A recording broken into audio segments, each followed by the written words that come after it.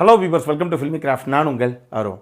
இந்த எபிசோடில் ஒரு தமிழ் ஹைப்பர் லிங்க் த்ரில்லர் படமாக நாளைக்கு தியேட்டர்ஸில் வெளியாக இருக்கிற வல்லவன் வகுத்ததடா படம் எப்படி இருக்குது அப்படின்னு தான் இங்கே நம்ம பார்க்க போகிறோம். முதல்ல அந்த விமர்சனம் பார்த்து முடிச்சவொன்னு பிடிச்சிருந்தது அப்படின்னா லைக் பண்ணுங்கள், ஷேர் பண்ணுங்கள், உங்களுடைய கருத்துக்களை கமெண்ட் செக்ஷனில் விடுங்க.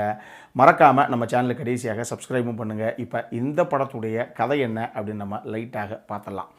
இந்த படத்துக்குடைய அந்த கோர் பிளாட் இருக்கே, அதுக்குள்ளேயே சப்ளாட்டாகவே ஒரு 5-6 கதைகள் சித்தரிக்கப்பட்டிருக்கு. உதாரணத்துக்கு, டாக்ஸி டிரைவராக வேலை பார்க்கக்கூடிய ஒரு நேர்மையான அப்புறாணியான பொண்ணு, ஆனால் ராசியே இல்லாத பொண்ணு அப்படின்னு சொல்லி வேலையை விட்டு நிறுத்தப்படுற அந்த பொண்ணு அடுத்து நம்ம என்ன பண்ண போகிறோம் அப்படின்னு தெரியாமல் முழிச்சிக்கிட்டு இருக்க ஒரு கதை ஒரு பக்கம். இன்னொரு பக்கம், தன்னுடைய டாக்ஸி வாசல் நிறுத்தி வச்சுருந்தேன், அந்த டாக்ஸியை காணா அப்படின்னு சொல்லி போலீஸில் போய் கம்ப்ளைண்ட் பண்ணி, சார் எப்படியாவது என் டாக்ஸியை கண்டுபிடிச்சி கொடுங்க சார், எனக்கு ரொம்ப ராசியான டாக்ஸி சார் அப்படின்னு ஒரு டாக்ஸி ஓனர் போலீஸ் ஸ்டேஷன் வாசலில் போய் நிற்கிறாப்புல. இது ஒரு பக்கம். செத்துப்போன பணமாக இருந்தால் கூட அதை நெத்தியில் ஓட்டியிருக்க ₹1 வரைக்கும் ஆட்டையை போட்டே தீருவேன், காசு தான் உலகமே எல்லாமே அப்படின்னு சொல்லி சல்லி பயலாட்டம் எல்லா விஷயங்களையுமே ஹேண்டில் பண்ணக்கூடிய ஒரு போலீஸ்காரருடைய கதாபாத்திரம், அவருடைய கதை இன்னொரு பக்கம். ஊருக்குள்ளே மீட்ரு வெட்டிக்கு பணத்தை சரமாரியாக எல்லாருக்கிட்டையும் கொடுக்க வேண்டியது. ஆனால் எப்போ பணத்தை திருப்பி தர்ற அப்படின்னு நீ சொல்கிறியோ அந்த டைமில் நீ பணத்தை தரலை அப்படின்னா உன் உடல் உறுப்புகளே மொத்தமாக எடுத்து விற்றுருவேன் அப்படின்னு சொல்லி அப்படி ஒரு சம்பவத்தை பண்ணிட்டு தெரிகிற மீட்ரு வண்டி கொடுக்கக்கூடிய இல்லை ஒரு கந்து வெட்டிக்காரர் அப்படி வச்சுக்கோங்களேன், அவருடைய கதை ஒரு பக்கம். இதையெல்லாம் தாண்டி 2 திருட்டு பசங்க அடுத்தடுத்து திருட்டு வேலைகளெல்லாம் பண்ணிக்கிட்டே இருக்கிறாங்க. அவங்களுக்கு என்ன நடந்தது, அவங்க எப்படி இந்த கதைக்குள்ளே வந்தாங்க அப்படிங்கிற ஒரு கதை இன்னொரு பக்கம். இது எல்லாம் போக கடைசியாக மேட்ரிமோனி சைட்டில் ஒரு பொண்ணை பார்த்தோம். அந்த பொண்ணு கடைசியாக பிடிச்சி போச்சு, ஒருத்தர் விரும்ப ஆரம்பிச்சிட்டோம். ஆனால் அந்த பொண்ணுடைய பூர்வீக சொத்து இப்போ அந்த பொண்ணு கைவசம் இல்லை, அந்த எப்படியாவது அந்த சொத்தை அவருக்கு மீட்டு கொடுக்கணும் அப்படின்னு சொல்லி, பரவாயில்ல கல்யாணத்துக்குள்ளே அந்த சொத்தை எப்படியாவது நான் உனக்கு வாங்கி கொடுத்துட்றேன் அப்படின்னு சொல்லி ஒரு மாப்பிள்ளை ஒருத்தர் வந்து சேர்றாப்புல. இந்த கதை ஒரு பக்கம். இப்படி பல கதைகள் ஒன்றுக்கு முன்னு சம்பந்தமே இல்லாமல் தனித்தனியாக ஆரம்பித்து கடைசியாக இந்த கதைகள் எல்லாம் ஒரு இடத்துல ஒன்றாக இணையும் பொழுது அடுத்து என்ன சம்பவம் அரங்கேறிச்சு அப்படிங்கிறது தான் இந்த படத்துடைய மொத்த கதையை. இந்த படத்தை பொறுத்தளவுக்கு ஹைப்பர் லிங்க் ஃபார்மெட்டில் ஒரு த்ரில்லர் படம் இது. ஹைப்பர் லிங்க் ஃபார்மெட்னா உங்களுக்கு தெரியும் இல்லையா, சம்மந்தமே இல்லாத தனித்தனியாக கதைகள் சித்தரிக்கப்பட்டிருக்கும். இதெல்லாம் ஒன்றுக்கு ஒன்று என்னங்க அப்படின்னே நமக்கு புரியாது.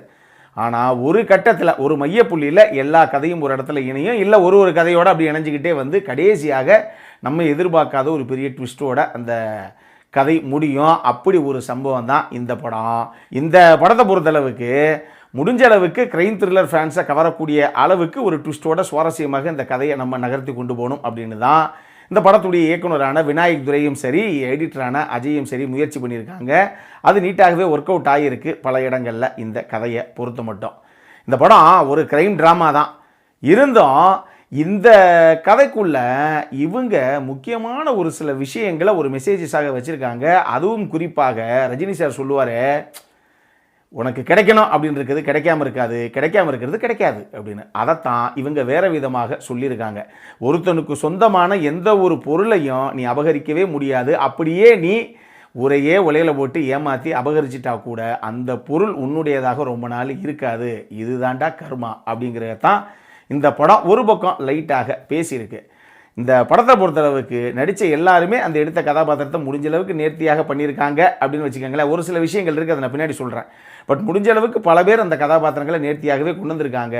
குறிப்பாக ராஜேஷ் பாலச்சந்திரன் ஆகட்டும், தேஜ் சரண்ராஜ் ஆகட்டும், ஸ்வாதி ஆகட்டும், அனன்யாவாகட்டும், விக்ரம் ஆதித்யாவாகட்டும், ரெஜின் ரோஸ் ஆகட்டும், எல்லாரும் இவங்க முக்கியமான கதாபாத்திரங்கள் வச்சுக்கலாம். எல்லாருமே அந்தந்த கதாபாத்திரத்தை முடிஞ்ச அளவுக்கு நேர்த்தியாக கொண்டு வர முயற்சி பண்ணியிருக்காங்க அப்படின்னு நம்ம சொல்லலாம்.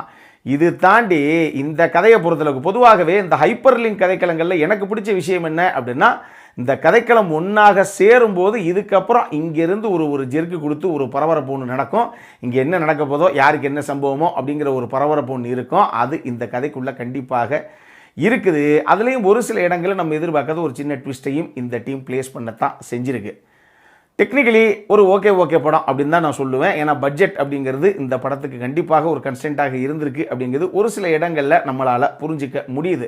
ஆனால் என்கிட்ட கேட்டிங்க அப்படின்னா, இந்த படத்தில் பட்ஜெட் கன்ஸ்ட்ரெயின்ட்டு அப்படிங்கிறது மேக்கிங்கில் குறிப்பாக ஸ்டேஜிங்கில் ஒரு சில இடங்களில் தெரியுது. இன்னும் கொஞ்சம் ப்ராப்பராக ஸ்டேஜிங் பண்ணியிருக்கலாமோ அப்படிங்கிற ஒரு ஃபீல் எனக்கு.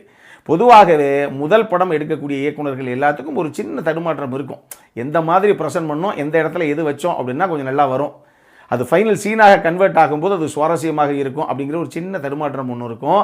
இந்த படத்தில் இன்னும் கொஞ்சம் ப்ராப்பராக ஸ்டேஜிங் பண்ணியிருக்கலாமோ ஒரு சில குறிப்பிட்ட காட்சி அமைப்புகளுக்கு மட்டும் அப்படிங்கிற ஒரு ஃபீல் ஒன்று எனக்கு வந்தது. அதே மாதிரியே பெர்ஃபார்மன்ஸில் கூட ஒரு சில கதாபாத்திரங்கள், அது பேருக்கு வந்துட்டு போகிற கதாபாத்திரங்கள் தான், அவங்கள பெர்ஃபார்மன்ஸில் இன்னுமே கொஞ்சம் நல்லாவே பண்ணியிருக்கலாங்க அப்படிங்கிற ஒரு ஃபீலும் எனக்கு வந்துச்சு. நான் சொன்ன மாதிரி ஒரு சில கதாபாத்திரங்கள் சும்மாவே தான் வந்துட்டு போகுது. அந்த கதாபாத்திரத்தை இன்னும் ப்ராப்பராக யூட்டிலைஸ் பண்ணியிருக்கலாம், அது இன்னுமே கூட ஒரு அட்வான்டேஜாக இந்த கதைக்கு இருந்திருக்குமோ அப்படிங்கிற ஒரு ஃபீலும் எனக்கு வந்தது. உதாரணத்துக்கு ஸ்வாதியுடைய அந்த லவ்வராக வரக்கூடிய அந்த கதாபாத்திரமாகட்டும், ராஜேஷுடைய மனைவியாக வரக்கூடிய அந்த கதாபாத்திரமாகட்டும், இதெல்லாம் ஓரளவுக்கு கொஞ்சம் ஸ்கோப்பை கிரியேட் பண்ணி இவங்க உள்ளே ப்ளே பண்ண விட்டுருக்கலாம். பட் சரி, வைட்டல் ரோல்ஸ் கிடையாது அப்படிங்கிற ரேஞ்சில் இவங்க நினச்சிட்டாங்க போல தெரியுது. இதெல்லாம் பண்ணியிருந்தாங்க அப்படின்னா இன்னுமே கூட இந்த கதைக்களம் சுவாரஸ்யமாக மாறி இருக்கிறதுக்கான வாய்ப்புகள் நிறையவே இருக்குது. மொத்தமாக இந்த படம் எப்படி இருக்குது அப்படின்னு கேட்டிங்கன்னா, உண்மையாக ஒரு சுவாரஸ்யமான நல்ல கதைக்களம் தான். அதை முடிஞ்ச அளவுக்கு சுவாரஸ்யமாக இவங்க ஹைப்பர்லிக் ஃபார்மேட்டில் சொல்கிறதுக்கு ட்ரையும் பண்ணியிருக்காங்க. கொஞ்சம் பெட்டரான ஸ்டேஜிங்கும் இன்னும் நிறைய புல் ஆஃப் பண்ண ஒரு சில பேர்கிட்ட இருந்து பெர்ஃபார்மன்ஸும் இந்த கதையில் இருந்திருந்தது அப்படின்னாலே இந்த படம் நிச்சயமாக இன்னுமே ஒரு சூப்பரான படம் அப்படின்னு நம்ம சொல்லியிருக்கலாம். அடல் கானடை பொறுத்தளவுக்கு இந்த படத்தில் அப்படி எதுவுமே கிடையாது.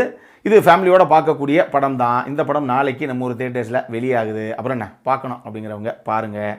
இதே மாதிரி இன்னொரு வீடியோவோட அடுத்த முறை உங்களை சந்திக்கிற வரைக்கும் இட்ஸ் அருண் சைனிங் ஆஃப்.